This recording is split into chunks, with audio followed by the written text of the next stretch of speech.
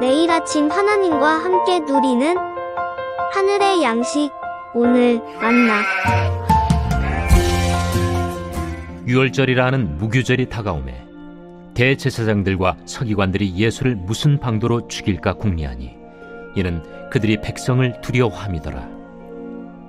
12 중에 하나인 가룟인이라 부르는 유다에게 사탄이 들어가니 이에 유다가 대제사장들과 성전 경비대장들에게 가서 예수를 넘겨줄 방도를 의논하매 그들이 기뻐하여 돈을 주기로 언약하는지라. 유다가 허락하고 예수를 무리가 없을 때에 넘겨줄 기회를 찾더라.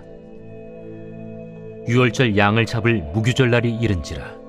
예수께서 베드로와 요한을 보내시며 이르시되 가서 우리를 위하여 유월절을 준비하여 우리로 먹게 하라. 어디서 준비하기를 원하시나이까? 보라, 너희가 성내로 들어가면 물 한 동이를 가지고 가는 사람을 만나리니 그가 들어가는 집으로 따라 들어가서 그 집 주인에게 이르되 선생님이 내게 하는 말씀이 내가 내 제자들과 함께 유월절을 먹을 객실이 어디 있느냐 하시더라 하라. 그리하면 그가 자리를 마련한 큰 다락방을 보이리니 거기서 준비하라 하시니 그들이 나가 그 하신 말씀대로 만나 유월절을 준비하니라. 때가 이르매 예수께서 사도들과 함께 앉으사 내가 고난을 받기 전에 너희와 함께 이 유월절 먹기를 원하였노라. 내가 너희에게 이르노니 이 유월절이 하나님의 나라에서 이루기까지 다시 먹지 아니하리라. 이에 잔을 받으사 감사 기도하시고 이것을 갖다가 너희끼리 나누라. 내가 너희에게 이르노니 내가 이제부터 하나님의 나라가 임할 때까지 포도나무에서 난 것을 다시 마시지 아니하리라 하시고 또 떡을 가져 감사 기도하시고 떼어 그들에게 주시며 이것은 너희를 위하여 주는 내 몸이라. 너희가 이를 행하여 나를 기념하라.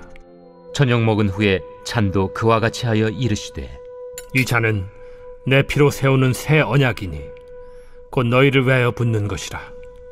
그러나 보라, 나를 파는 자의 손이 나와 함께 상위에 있도다. 인자는 이미 작정된 대로 가거니와 그를 파는 그 사람에게는 화가 있으리로다. 그들이 서로 묻되 우리 중에서 이 일을 행할 자가 누구일까 하더라. 오늘 우리가 함께 읽은 본문의 말씀을 보면 예수님의 제자인 가룟 유다가 예수님을 배반하는 장면이 기록되어 있습니다. 4절 말씀을 보면 유다가 대제사장들과 성전의 경비대장들에게 가서 예수를 넘겨줄 방도를 의논하였다라고 기록하고 있죠. 예수님의 죽음이 가까이 왔음을 보여주는 말씀입니다. 가룟 유다는 돈을 받고 예수님을 넘겨줄 기회를 찾고 있습니다. 그러나 예수님은 유월절을 준비하며 예수님의 죽음이 우리에게 어떠한 의미가 있는지 말씀해주고 있는 거죠. 먼저 19절과 20절 말씀을 보면 이렇게 말씀하고 있습니다. 또 떡을 가져 감사 기도하시고 떼어 그들에게 주시며 이르시되 이것은 너희를 위하여 주는 내 몸이라. 너희가 이를 행하여 나를 기념하라 하시고 저녁 먹은 후에 잔도 그와 같이 하여 이르시되 이 잔은 내 피로 세우는 새 언약이니 곧 너희를 위하여 붓는 것이라. 마태는 이 말씀을 이렇게 표현하고 있습니다. 이것은 죄사함을 얻게 하려고 많은 사람을 위하여 흘리는 바 나의 피, 곧 언약의 피니라. 예수님은 이를 행하여 나를 기념하라 말씀하셨던 거죠. 예수님께서 다시 오실 때까지 떡을 먹고 잔을 마시고 주의 만찬을 나누며 예수님의 죽음을 기념하라고 말씀하셨던 겁니다. 여기서 기념하라는 말씀은 기억하라는 말씀입니다. 무엇을 기억하라는 겁니까?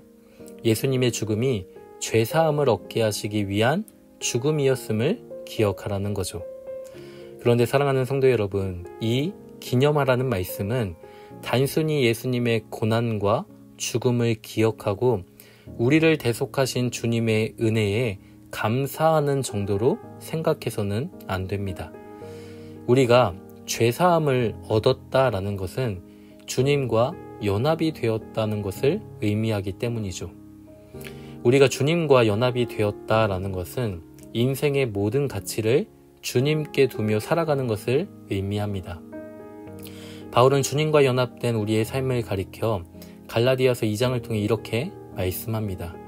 내가 그리스도와 함께 십자가에 못 박혔나니 그런즉 이제는 내가 사는 것이 아니요 오직 내 안에 그리스도께서 사시는 것이라. 이제 내가 육체 가운데 사는 것은 나를 사랑하사 나를 위하여 자기 자신을 버리신 하나님의 아들을 믿는 믿음 안에서 사는 것이라. 내 몸으로 세상을 살아가는 것이 아니라 주님의 몸으로 살아가는 것이고, 내 것을 가지고 나를 위해 사는 것이 아니라 주님의 소유된 자로 주님을 위해 사는 인생이 되어야 한다라는 거죠. 주에게서 나오고 주로 말미암고 주에게로 돌아가는 것, 이것이 죄사함을 받은 자의 모습이라는 겁니다. 그러면 사랑하는 성도 여러분, 우리는 죄사함을 얻고 또 주님과 연합된 자로서 이 예수님을 기념하는 삶을 살아가고 있습니까? 초대교회 성도들은 날마다 마음을 같이하여 성전에 모이기를 힘쓰고 집에서 떡을 떼며 기쁨과 순전한 마음으로 음식을 먹으며 예수님을 기념하였습니다. 자기 재물을 조금이라도 자기 것이라 주장하지 않았고 한 마음과 한 뜻이 되어 모든 물건을 서로 통용하였던 거죠. 재산과 소유를 팔아 각 사람의 필요를 따라 나누어 주었습니다. 그리스도의 몸과 피로 주님과 연합된 성도들은 그리스도 안에서 한 몸을 이루어 나갔던 거죠. 자기를 주장하지 않고 모든 차별과 간극을 허물었던 겁니다. 그런데 고린도 교회의 모습은 어떠했나요? 고린도전서 11장 20절 이하의 말씀을 보면 그들은 모여 주의 만찬을 나누었습니다. 그러나 바울은 그것이 주의 만찬이 아니라 자기의 만찬이 되었다고 말씀하고 있죠. 그들은 자기의 집을 모임 장소로 내어놓았습니다. 그러면 모임이 있을 때 성도들은 음식을 개인적으로 가져와서 나누어 먹었던 거죠. 부한 자들은 더 많은 음식을 가져왔을 겁니다. 그런데 문제가 생겼습니다. 어떤 사람은 먼저 와 자기 음식을 배부르게 먹고 심지어 취하기까지 하는데 가난하여 늦게까지 일하고 온 자들과 빈궁했던 자들은 나누어 먹을 음식이 없었던 겁니다. 그리스도 안에서 모든 허물과 차별을 무너뜨리고 한 몸이 된 성도와 교회가 주의 만찬에서 주의 떡과 또 잔을 나누며 우리의 성도됨이, 우리의 교회됨이 오직 예수 그리스도의 죽음과 부활로 인한 것임을 기억하고 그 복음을 주님 다시 오시는 그날까지 증거하는 것, 이것이 주의 만찬 속에서 교회 공동체가 반드시 확인하고 실천하고 실현해야 할 핵심 가치였지만 고린도 교회는 주의 만찬을 자기의 만찬으로 바꾸어 빈궁한 자들을 부끄럽게 하며 주의 몸과 피에 대하여 죄를 짓고 있었던 겁니다. 따라서 바울은 고린도 교회를 향해 다시 성만찬의 의미를 설명해 주었습니다. 죄인인 우리가 의롭다함을 얻은 것은 우리의 의로움 또는 우리의 행위와 소유 때문이 아니라는 거죠. 예수 그리스도의 몸과 피를 먹고 마셨기 때문에 우리가 의롭다 여김을 받은 겁니다. 그리스도의 죽음과 연합이 되었기 때문에 우리가 거룩하여졌고 성도라 부르심을 받은 것이죠.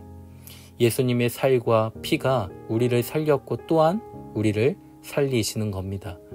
그렇게 우리는 늘 그리스도와 연합한 자로 살아야 하는 것이죠. 내 것이 아니라 주님의 것으로, 나를 위한 삶이 아니라 주님을 위한 삶으로 살아야 합니다. 그 십자가의 은혜를 잃어버리면 참으로 추한 자기의 자랑과 공로가 나오게 된다라는 거죠. 누가 더 많이 행하였는가? 누가 예수님을 믿고 세상의 복을 더 많이 받았는가 하는 부끄러운 모습이 나타나게 됩니다. 자기의 땀과 피를 자랑하는 공동체는 주님의 몸과 피를 기념하는 공동체라고 할 수 없습니다. 자기를 주장하는 곳에는 언제나 시기와 다툼과 분쟁과 요란함이 있을 뿐이라는 거죠. 그렇기에 바울은 사람이 자기를 살피고 그 후에야 이 떡을 먹고 이 잔을 마시라고 이야기하고 있는 겁니다. 사랑하는 성도 여러분, 교회는 자기의 탁월함을 자랑하기 위해 모인 공동체가 아닙니다. 그리스도가 없는 모임, 단순히 먹고 마시는 즐거움만 남는 공동체는 주님의 몸과 주님의 피에 참여한 공동체가 아니라는 겁니다. 교회는 주 안에 있는 공동체입니다. 주님과 연합된 공동체가 바로 교회입니다.